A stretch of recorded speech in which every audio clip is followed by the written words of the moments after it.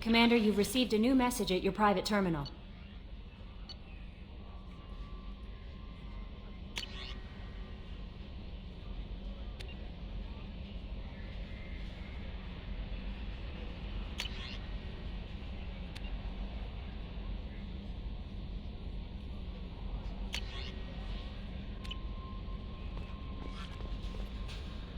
How may I help you, Commander? Is there anything I should know? Garrus received some news that put fire in his eyes. Maybe you should speak with him down in the main battery. Anything else, Commander? That'll be all. Good luck out there, Shepard.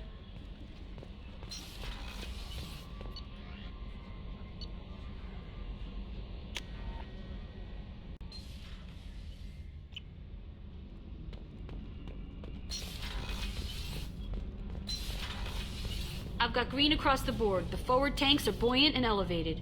Are you talking about the Normandy or Miranda? I'm talking about the one that's covered and protected, not bouncing in the breeze. I don't know. Operative Lawson's uniform is very official.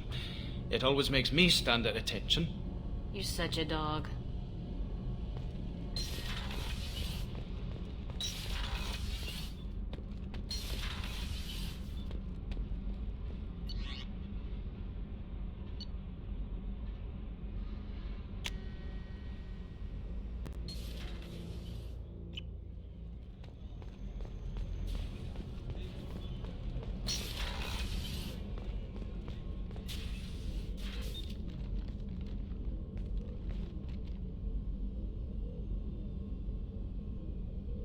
Shepard, I wanted to check in.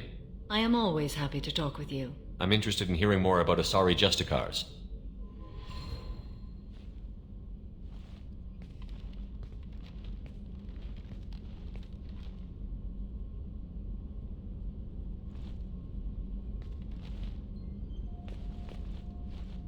We hold a unique place in Asari culture.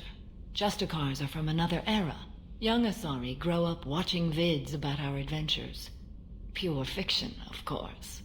Some Asari are uncomfortable with us, but so few Justicars exist that most have never met one. There were only a few Justicars? Few Asari wish to make the sacrifices necessary to become one of us, and the training has a high casualty rate. It is a life of constant danger. Throughout the entire galaxy, there are only a handful of us at any time.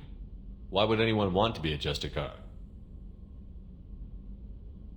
It is a deeply personal matter.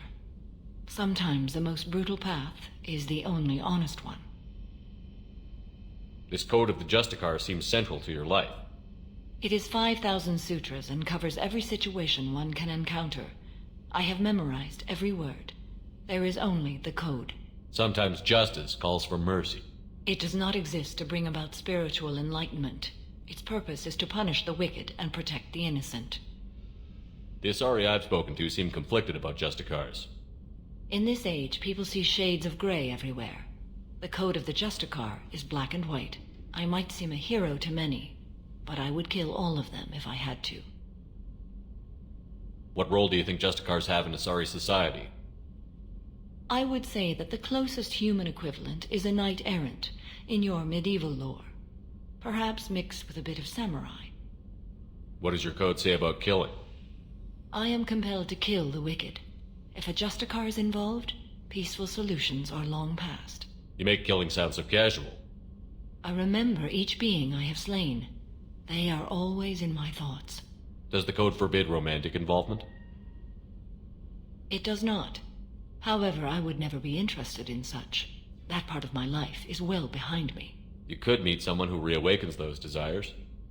I am nearly 1,000 years old. I know myself and my desires.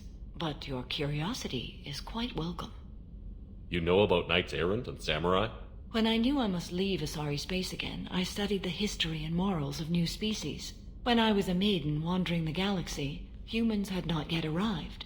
What did your studies tell you about us? You are more individualistic than any other species I have encountered. If 3 humans are in a room, there will be 6 opinions. I like your species. I am curious to see what you will do. I should go. I'm glad we spoke.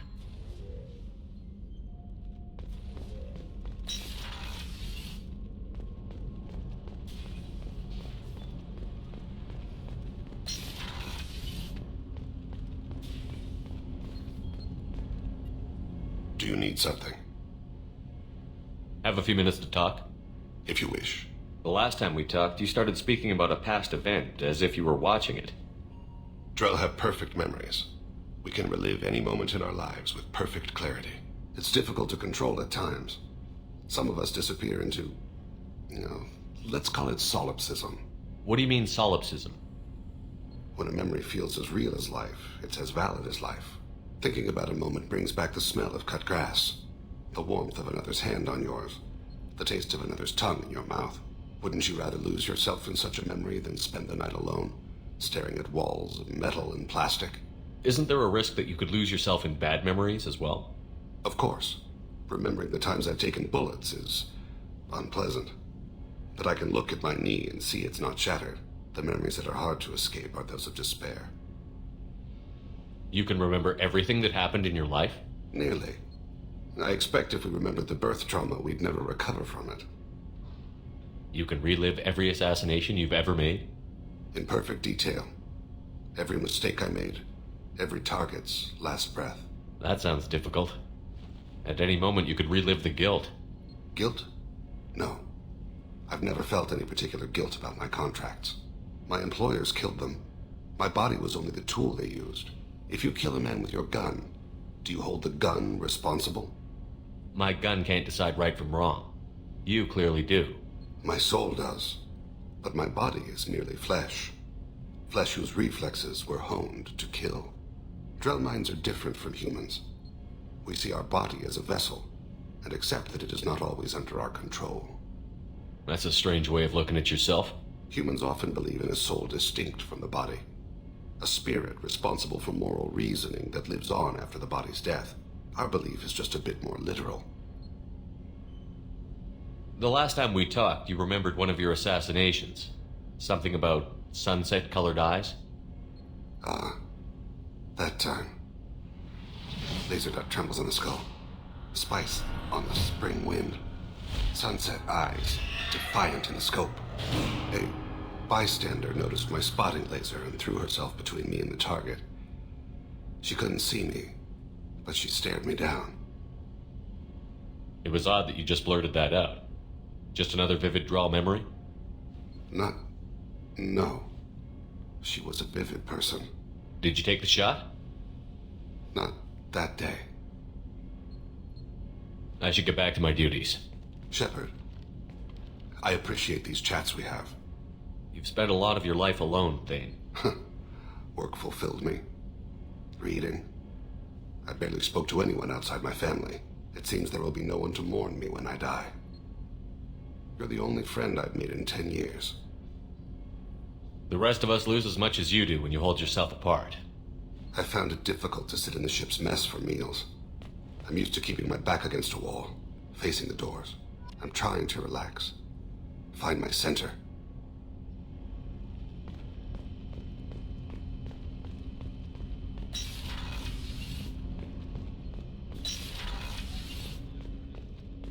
I was just thinking about you.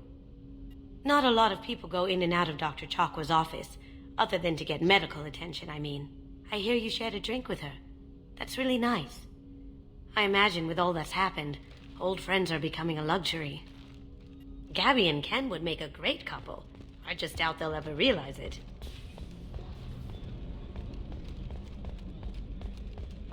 I haven't had a meal that good in a long time. I didn't think Rupert had it in him.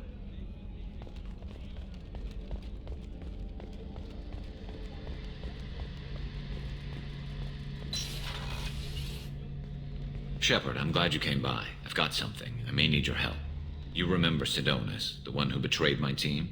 I found a lead on him. There's a specialist on the Citadel, name's Fade. He's an expert at helping people disappear. Sidonis was seen with him. What happened? How did Sidonis betray your team? He tipped off the mercs, told them where our base was. He drew me out with a false job, then let the mercs hit my team. My men weren't prepared. They tried to hold them off. By the time I got back, there were only 2 survivors. They didn't last long. All 10 of them dead. Because of him. What are you planning to do when you find him? You humans have a saying, an eye for an eye, a life for a life. He owes me 10 lives, and I plan to collect. You sure that's how you want to play it? I'm sure. I don't need you to agree with me, but I'd like your help. Where do we find Fade? I've arranged a meeting. We'll meet him in a warehouse near the Neon Markets down on Zakera Ward. Thanks, Shepard. I appreciate you taking the time to help me.